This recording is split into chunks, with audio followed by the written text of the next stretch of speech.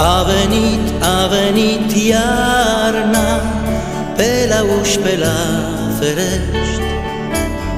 Am venit iarna cu colinde și povești.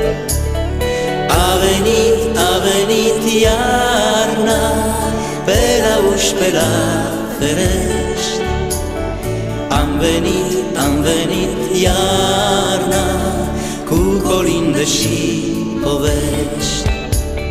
Fericiți să fiți cu toții și să fiți bogați, să aveți colaci pe masă, să vă